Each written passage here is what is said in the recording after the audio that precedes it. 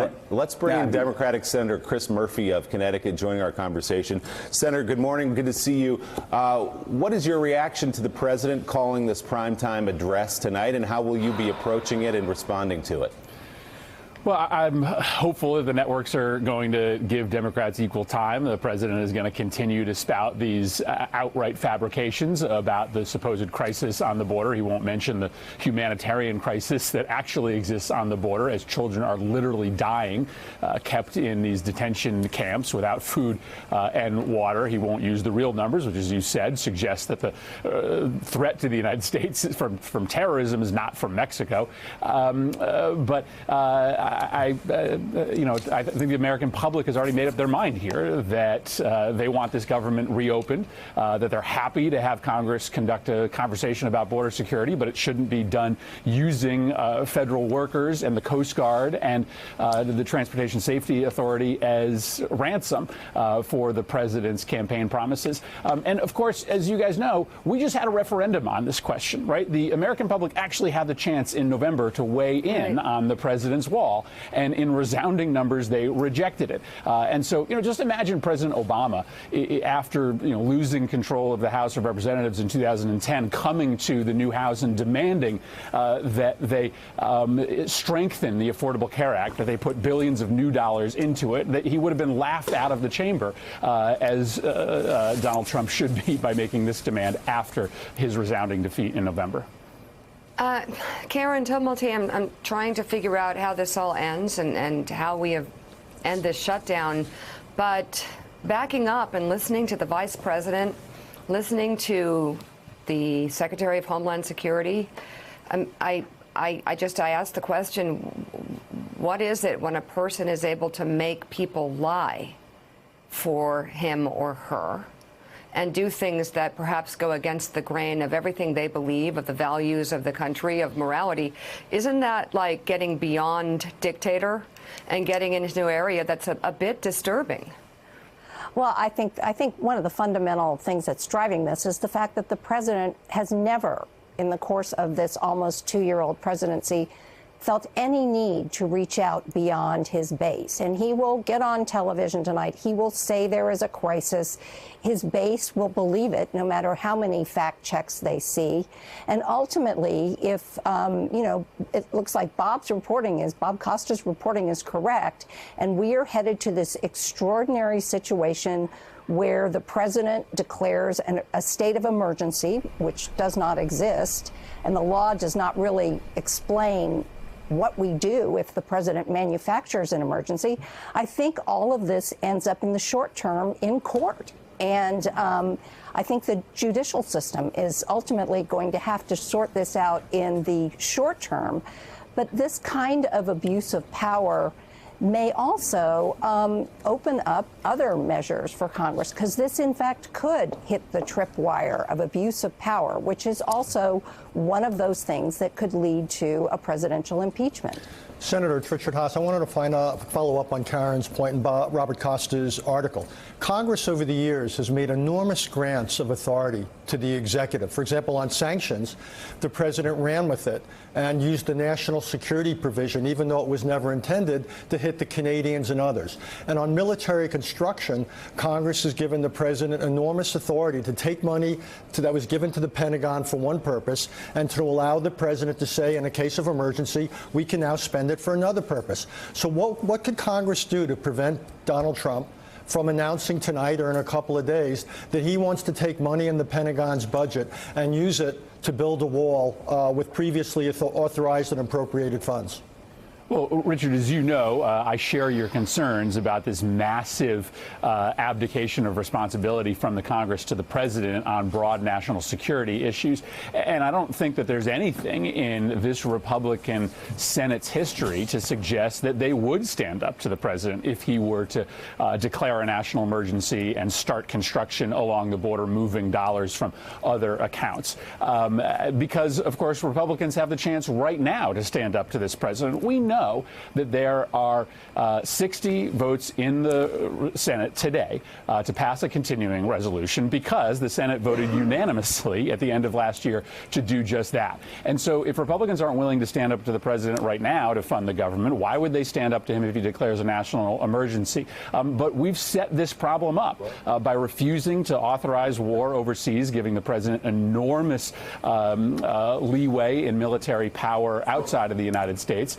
We have set a precedent that might give him that same enormous power inside the United States. And so I worry greatly about the total inability of Congress to do anything should the president grab that kind of national emergency power. Senator, let me ask you a question on behalf of 800,000 federal workers and many 100,000 more contractors who work with the federal government who are about to miss their first paycheck this week. How does this impasse break? How do we get through this government shutdown if the president says $5.7 billion for the wall or else, and Democrats say we'll give you about 1.3 or else? Where's the wiggle room? Where's the negotiation? How does this shutdown end?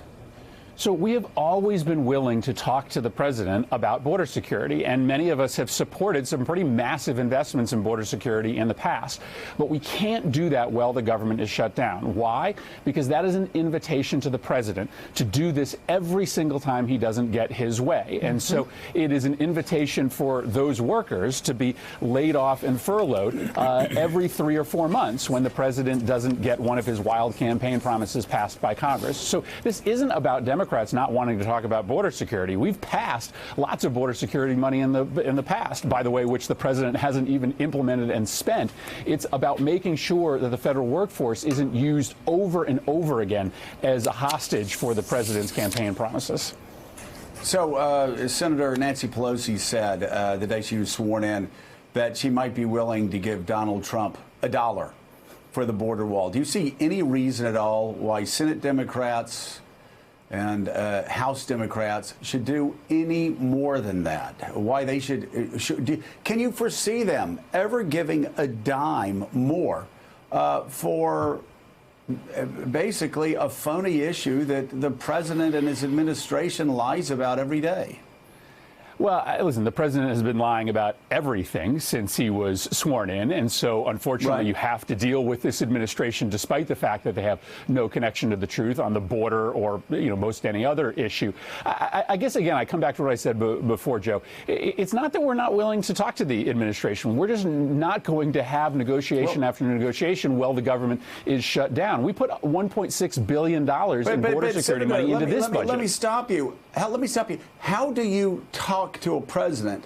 How do you negotiate? I've said this as a lawyer. I've been in mediations before. If the other side keeps coming in and they just keep lying, and they have an alternate view of reality, and they're saying, hey, the sky is green.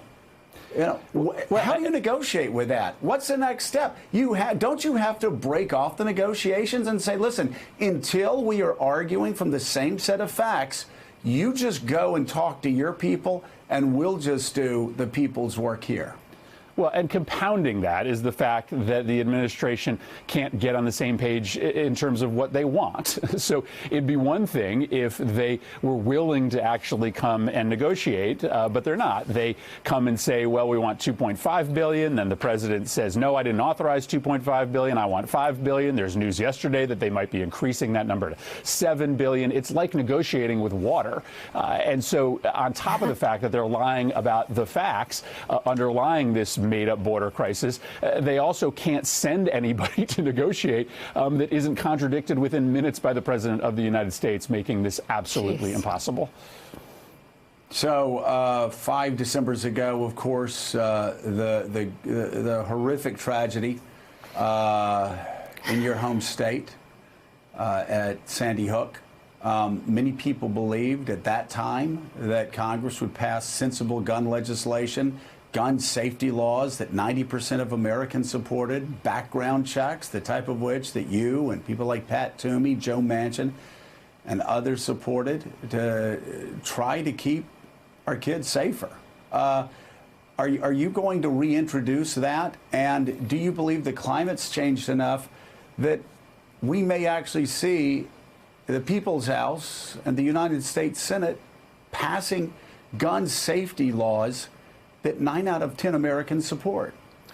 So this issue has transformed over the last 5 years. It obviously sickens me that 6 years after Sandy Hook, we still haven't passed anything substantial to make the country safer from gun violence. But today, we are reintroducing background checks legislation that would require every commercial sale to go through a check in the House and in the Senate. We expect that the House is going to vote that out in the coming months as soon as the shutdown is over, because in November, candidates got elected all across the country who were running on gun safety measures, and lots of NRA A-rated Republicans got ousted from Congress. I think we can pass that bill through the Senate as well. It's a heavy lift. You got to find about a dozen Republicans who will support it. But the politics of this have just, literally flip-flopped. It used to be that guns drove Republicans to the polls. Now guns drive Democrats to the polls. Of the folks who showed up in November who said guns was their number one issue, gun safety was their number one issue, 70% of them were Democrats. It used to be that 70% of those folks would have been Republicans. And so if Republicans want to control the Senate in the next term, they've got to work on this issue. And so I'm really optimistic that after we introduce this bill today, we can get it done. And if we do, we'll save thousands and thousands of lives all across this country. Well, and by the way, Mika, there were Republicans that actually voted for gun safety laws in the last Congress, that actually supported the assault weapons ban in the last Congress, that not only won their primaries, but they won them easily in conservative districts. This has really transformed since the tragedy of Sandy Hook. Well, Senator Chris Murphy, thank you very much for being on this morning, and good luck with all of this. Good luck. Thanks, guys. Thanks for checking out MSNBC on YouTube, and make sure you subscribe to stay up to date on the day's biggest stories. And you can click on any of the videos around us to watch more from Morning Joe and MSNBC. Thanks so much for watching.